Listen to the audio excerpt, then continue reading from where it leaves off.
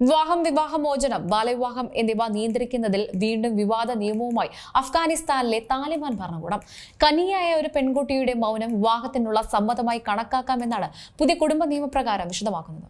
അഫ്ഗാനിസ്ഥാനിലെ താലിബാൻ ഭരണകൂടം വിവാഹമോചനം, ശൈശവവിവാഹം എന്നിവ ഉൾക്കൊള്ളുന്ന ഒരു വിവാദപരമായ പുതിയ കുടുംബ നിയമം അവതരിപ്പിച്ചു. ഇത് മനുഷ്യാവകാശ ഗ്രൂപ്പുകളിലും അന്താരാഷ്ട്ര നിരീക്ഷകരിലും ആശങ്ക ഉളവാക്കുന്നുണ്ട്. പങ്കാളികൾ തമ്മിലുള്ള വേർപിരിയലിന്റെ തത്വങ്ങൾ എന്ന് പേരിട്ടിരിക്കുന്ന 31 വകുപ്പുകളുള്ള ഈ പുതിയ നിയമാവലിക്ക് താലിബാൻ പരമോന്നത നേതാവ് ഹിബത്തുള്ള അഖുൻസാദ അംഗീകാരം നൽകുകയും ചെയ്തു. ഈ മാസം ആദ്യം ഭരണകൂടത്തിന്റെ ഔദ്യോഗിക ഗസറ്റിൽ പ്രസിദ്ധീകരിക്കുകയും ചെയ്തു.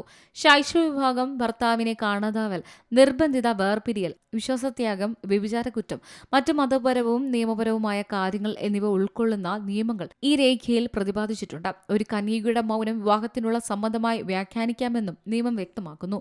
എന്നാൽ ഒരു ആൺകുട്ടിയുടെയോ അല്ലെങ്കിൽ മുമ്പ് വിവാഹിതയായ ഒരു സ്ത്രീയുടെയോ മൗനം വിവാഹത്തിനുള്ള യോജിപ്പായി സ്വയമേവ കണക്കാക്കില്ല. അഫ്ഗാനിസ്ഥാനിലെ 1/3 പെൺകുട്ടികളും 18 വയസ്സ് തികയുന്നതിന് മുൻപ് തന്നെ വിവാഹിതരാകുന്നുണ്ടെന്നാണ് റിപ്പോർട്ടുകൾ. 2021 ഓഗസ്റ്റിൽ അധികാരത്തിൽ തിരിച്ചെത്തിയതിനു ശേഷം താലിബാൻ സ്ത്രീകൾക്കും പെൺകുട്ടികൾക്കും ഏർപ്പെടുത്തുന്ന നിയന്ത്രണങ്ങൾക്കെതിരെ അന്താരാഷ്ട്ര വിമർശനം വർദ്ധിച്ചു വരുന്ന സാഹചര്യത്തിലാണ് ഏറ്റവും പുതിയ ഉത്തരവ്.